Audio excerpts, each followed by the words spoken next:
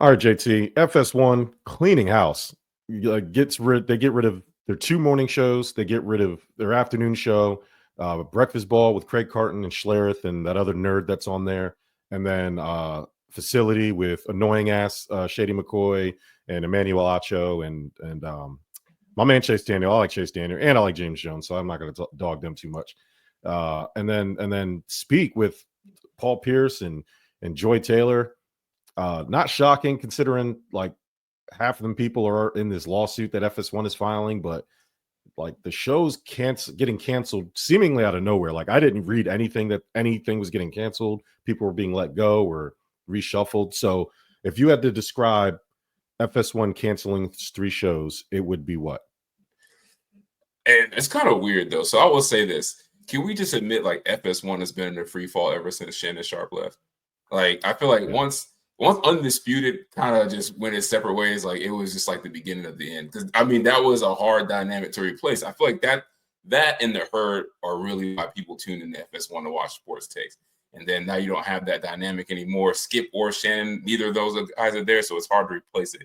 You could even go back to, I forgot what the name of the show was, but it turned into Speak and then it turned into something else. It was when Whitlock and Marcellus were on. Even I was like tuning in to watch that show. So those shows kind of dissolved and started. But I will say the Joy Taylor thing, I mean, come on, like all that stuff about her came out, how she was gonna, screw her way to the top, and if they didn't give her what she wanted, she was gonna have some choice words. So like the countdown to her being let go, like there was no way they could keep her with all that information being out there. Even though I do think like her sports takes, like she actually knows what she's talking about. You just can't keep her with all that information out there, like in a negative light. So I wasn't shocked about that. Now the Speak show, I will say this: I disagree with you. I like Shady McCoy. I think he's the best one. Now Acho's the most annoying one. I think we can agree, right? You're talking about Facility, right? Yeah, Facility. Yeah.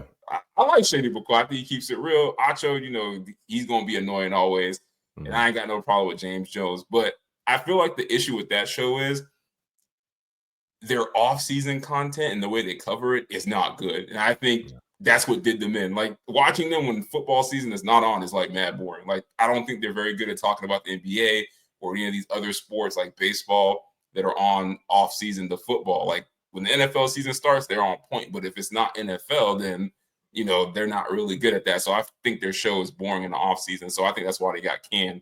And the other show, the Breakfast Ball show, I like the nerd and the other ball dude who's not an athlete. They like, like your Northeast New England type dudes. Mm-hmm. And, they got like New Jersey ass takes.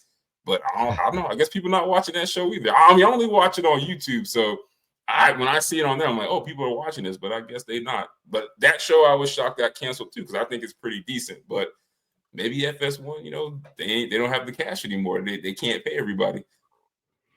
So I think this is part conspiracy. I think a lot of it is what you're talking about. That there's like Breakfast Ball, like Craig Carton's annoying. Like he's from out here. He did some prison time for racketeering or tax evasion or gambling or something crazy. Can we get a definition on what racketeering means? I feel like that's such like a fancy crime. Yeah, Diddy went away for racket. That's what they're getting. They're ignoring the women beating, and they're going to get him for racketeering, right? Racketeering is like that rich crime that I just never, nobody ever has an answer for what it is.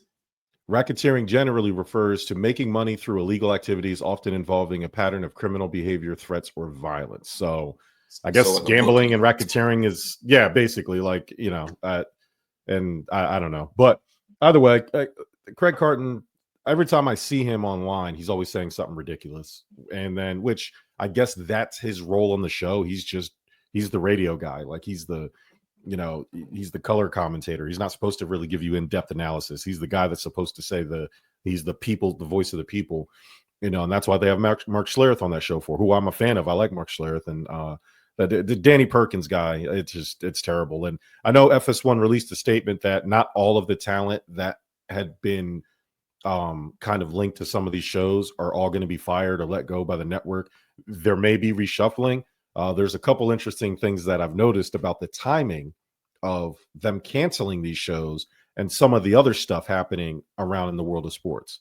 Most notably, the return of Max Kellerman.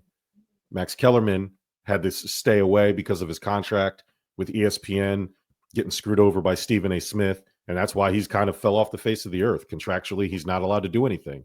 Obviously, him returning to broadcast and call a boxing match is the first thing he's done in almost 2 years, since he's left ESPN. And now that he's essentially a free agent again, able to sign one of the smartest dudes in sports. It's like he's the classic case of you don't know what you have until it's gone. Exactly. I've always liked Max Kellerman. I enjoy intelligent, ask me if I'd like to think commentary. I don't need yelling at me and screaming at me and using my personal connects to sell myself to the sports fans. I want a guy that knows what he's talking about. You know what I mean? And so and he's entertaining too.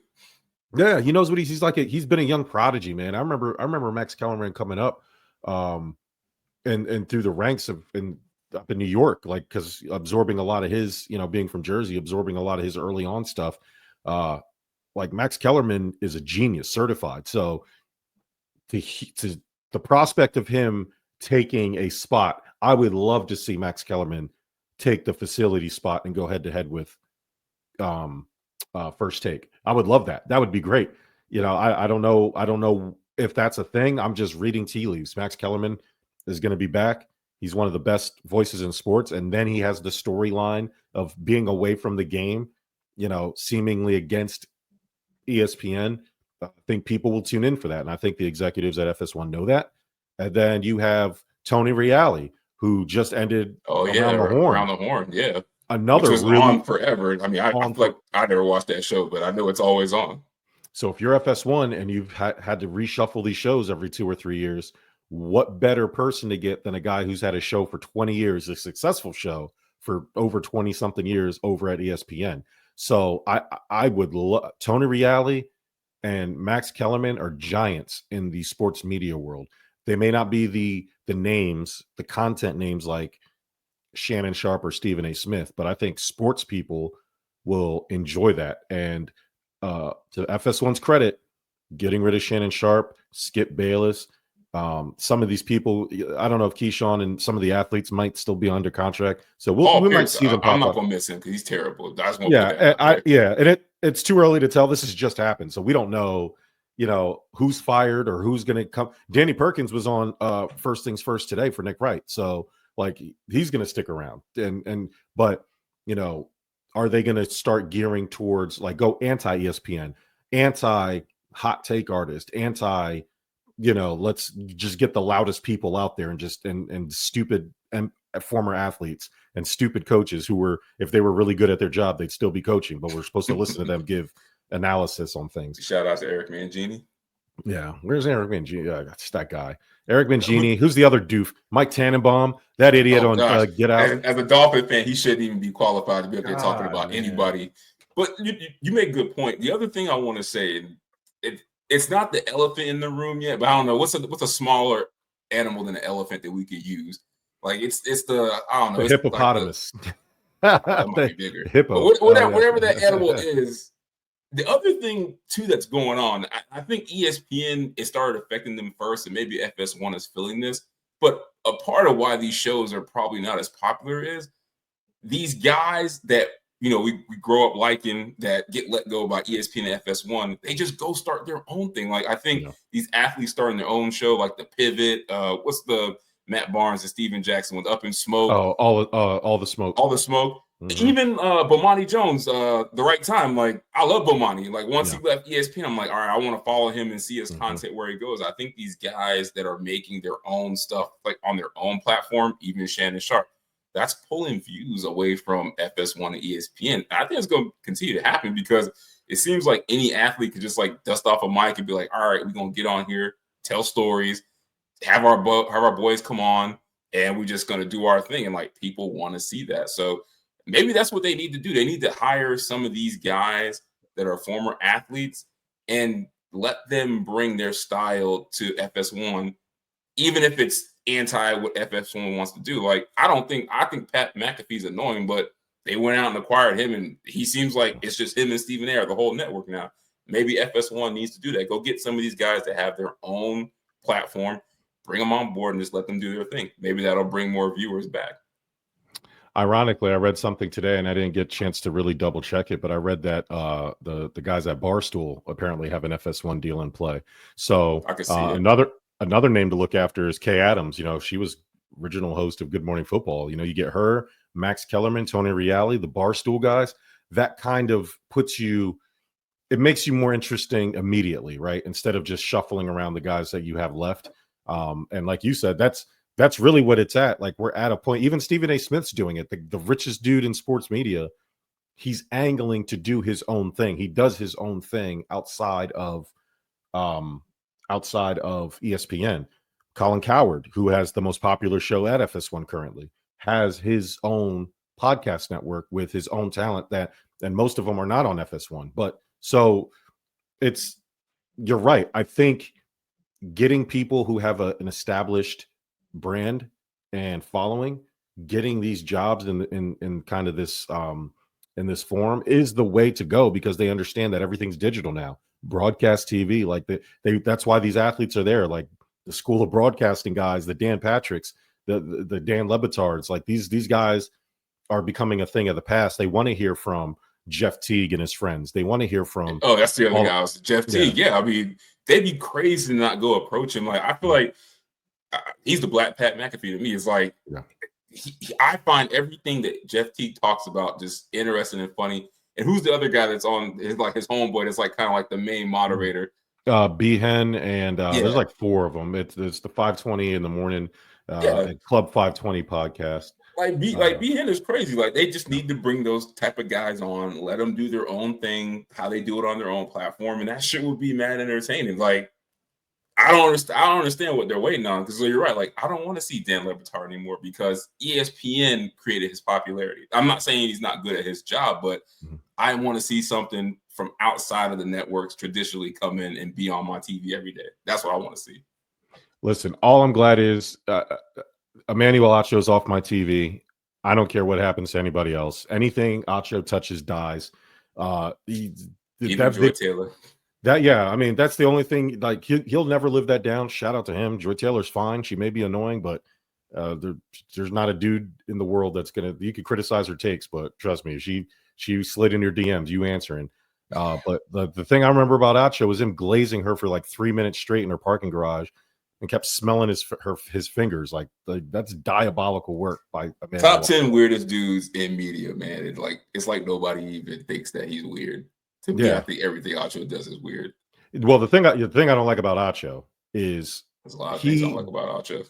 You said what? There's a lot of things I don't like about Acho. Well, I'm talking about the main thing. Like, the main thing that turns me off of him, and by me, I'm an extension of the viewer, because he's just so annoying, bro. He's so annoying.